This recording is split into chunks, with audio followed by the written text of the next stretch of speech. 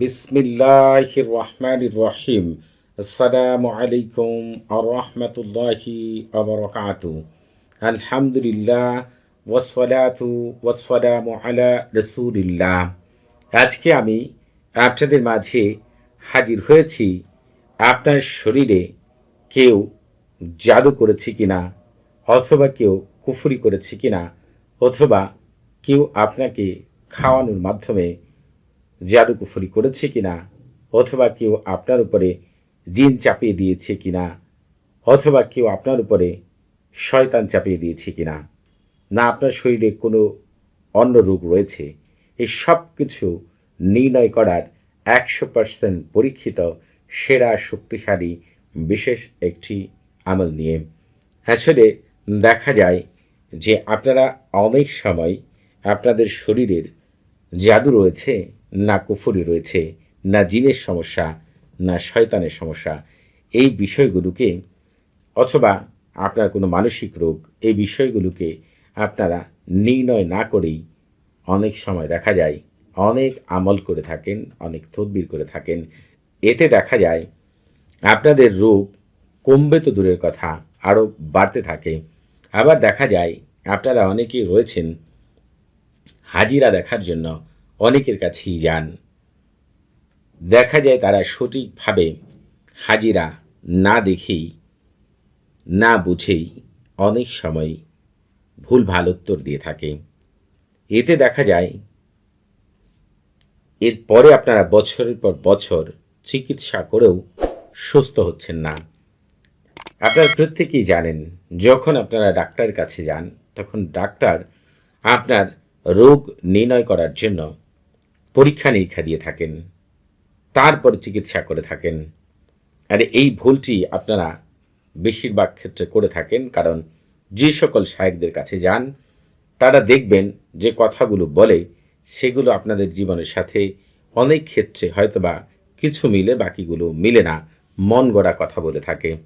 ধরেন আপনার জিনের সমস্যা রয়েছে, সে আপনাকে জাদুকেন্দ্রিক চিকিৎসা করলে কখনোই সুস্থ হবেন না। জাদুর সমস্যা থাকলে জিনের চিকিৎসা করলে সুস্থ হবেন না। যদি কোনো মানুষের উপরে জাদু কুফরি জিন তার একটিও নেই, কোনো খারাপ আত্মা বা শয়তানকে চাপিয়ে দেয়, ওই শয়তানকে দূর করার যে আমল রয়েছে সেটি যদি আপনি না করে জাদু কুফরি বাঞ্ছনা জিনের প্রভাব দূর করার আমল করেন, তাহলে কিন্তু আপনার সমস্যাটা পুরোপুরি সমাধান হবে না। হয়তোবা সামান্য সমাধান হবে, পুরোপুরি সমাধান হবে না। এটি আপনারা নিজেরা একটু পরীক্ষা করে দেখবেন যে আপনারা অনেকেই রয়েছেন জিন দ্বারা আক্রান্ত, জাদু দ্বারা আক্রান্ত, অথবা খারাপ আত্মার দ্বারা আক্রান্ত, অথবা আপনাদের উপর শয়তান চাপিয়ে দিয়েছে, কেউ খাওয়ানো জাদু করেছে। এগুলোর চিকিৎসা আপনারা বছরের পর বছর করে যাচ্ছেন, কিন্তু কোনো মতেই সফলতা পাচ্ছেন না। ঠিক যখন এই ধরনের কমপ্লেইনগুলো প্রতি শুক্র শনিবারে কথা বলার সময় অনেক বেশি শুনেছি, এর আগেও এই বিষয়ে অনেক আমল দিয়েছি, কিন্তু ভাবলাম যে আরও বিশেষ একটি আমল আপনাদের জন্য দেওয়ার ব্যবস্থা করবেন ইনশাআল্লাহ। তখন একবার আমি দাহমুশ আল এফরিদ তাকে একটি নির্জন স্থানে হাজির করি। তখন তাকে বলি যে এমন একটি আমল দেওয়ার জন্য, যেই আমলের মাধ্যমে যে কোনো শায়েকদের কাছে তারা যদি এটি শিখে রাখে, মানুষ তাদের কাছে যাওয়া মাত্রই যেন সঠিকভাবে তাদের সমস্যাটিকে নির্ণয় করতে পারে। তখন সে আমাকে বলল, শায়েক, আপনাকে এমন একটি আমল আজকে আমি শিখিয়ে দিব, যে আমলটি করা মাত্রই কারোর শরীরে কিসের সমস্যা রয়েছে সাথে সাথেই জানা যাবে ইনশাআল্লাহ। তখন সে আমাকে যেই কথাটি বলেছে সেটি আপনাদেরকে বলছি। আপনারা যেটি করবেন সেটি হচ্ছে, এই যে আপনারা হচ্ছে লেখাগুলো দেখতে পাচ্ছেন, এগুলো প্রত্যেকটি হচ্ছে এক একজন জিনের খাদেমের নাম। আপনারা যখন কারো শরীরে রোগ নির্ণয় করতে চান, অদৃশ্য থেকে যেই সকল জিনেরা আপনাদেরকে সাহায্য সহযোগিতা করে থাকে তাদের নামগুলো হচ্ছে এই বিশেষ নাম। আপনারা যেটি করবেন, যে কোনো একটি কাগজ অথবা যে কোনো কাঠের টুকরা বা যে কোনো পাত্র, যে কোনো কিছুর উপরে, তবে কাগজে অথবা কাঠের টুকরার উপরে হলে ভালো হয়। আপনারা হচ্ছে হয় কাগজে লিখবেন অথবা কাঠের টুকরার উপরে এই যে নামগুলো রয়েছে, নামগুলো আমি যেভাবে দিয়েছি সেইভাবেই হচ্ছে লিখবেন। লিখার পরে যে ব্যক্তি এই কঠিন থেকে কঠিনতম সমস্যায় জর্জরিত রয়েছে, তার সমস্যা জানতে চান, তাকে বলবেন তার ডান পা এই লেখাগুলোর উপর রাখার জন্য। আপনারা কিন্তু অন্যদিকে নেবেন না, এখানে পবিত্র কোরআনে কোনো আয়াত নেই যে এগুলোর উপর পা রাখা যাবে না। অবশ্যই রাখা যাবে। রোগ নির্ণয়ের ক্ষেত্রে এটি সম্পূর্ণ জায়েজ আছে, সেটি প্রয়োজনে বড় আলেমের সাথে পরামর্শ করে নেবেন, কারণ আমি না জেনে কোনো আমল দিই না। আপনারা হচ্ছে এই দীঘাগুলোর উপরে আপনাদের ডান পা, অর্থাৎ যার রোগ নির্ণয় করবেন তার ডান পা রাখতে হবে। ডান পা রাখার পরে আপনাদের যেটি করতে হবে, তার ডান পায়ের যে বুড়ো আঙ্গুল রয়েছে,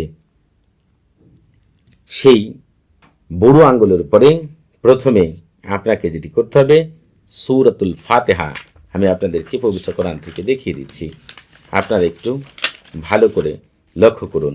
এই যে দেখেন এখানে রয়েছে, প্রথমে একবার বিসমিল্লাহির রহমানির রহিম পাঠ করবেন, তারপরে আলহামদুলিল্লাহি রাব্বিল আলামিন আর রহমানির রহিম মালিকি ইয়াউমিদ্দিন থেকে শুরু করে ওয়ালা দাল্লিন পর্যন্ত, অর্থাৎ সূরাতুল ফাতিহা সম্পূর্ণ 8 বার পাঠ করবেন। তার বুড়ো আঙ্গুলের, ডান পায়ের বুড়ো আঙ্গুলের উপরে ফু দিবেন। এরপরে আপনি যেটি করবেন, এই যে দেখেন এখানে চলে আসবেন, এটি হয়তো বা অনেকের মুখস্থ, যাদের মুখস্থ নেই তারা হচ্ছে যেটি করবেন, সূরাতুল বাকারাতে রয়েছে, আপনারা হচ্ছে আয়াতুল কুরসি সম্পর্কে সবাই জানেন। আপনারা এই যে দেখেন এখান থেকে 255 নম্বর আয়াত সূরাতুল বাকারার আল্লাহু লা ইলাহা ইল্লা, শুরুতে একবার বিসমিল্লাহির রহমানির রহিম পাঠ করবেন।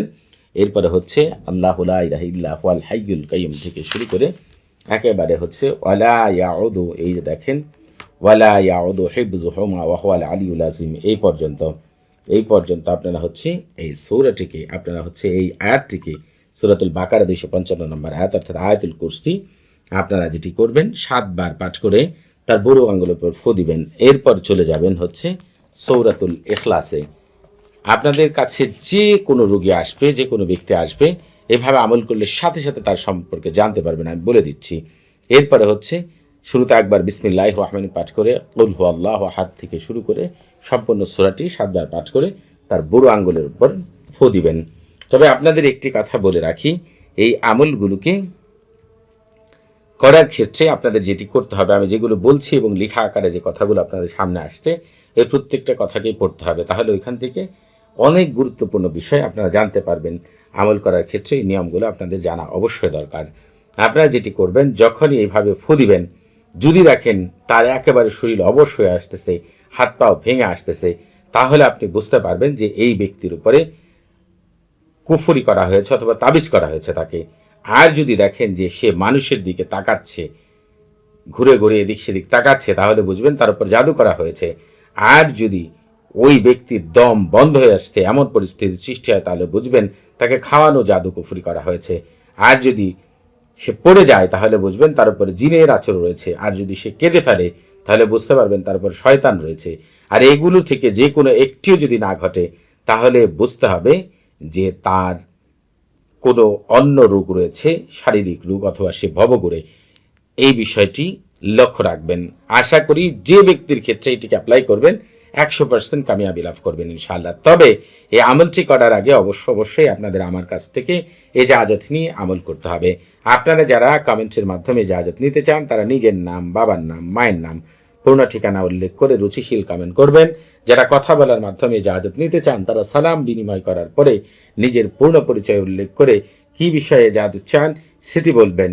আপনাদের বুঝতে কোনো প্রকার সমস্যা হলে, আপনাদের কোনো কিছু জানার থাকলে, কোনো কিছু বোঝার থাকলে, প্রতি শুক্রবার এবং শনিবার সকাল 9টা থেকে রাত 11টা পর্যন্ত এই নাম্বারে কথা বলতে পারবেন। তবে নামাজের সময় নাম্বারটি বন্ধ থাকে, সেদিকে খেয়াল রাখবেন। সবাই ভালো থাকবেন। আসসালামু আলাইকুম ওয়া রাহমাতুল্লাহি ওয়া বারাকাতুহু।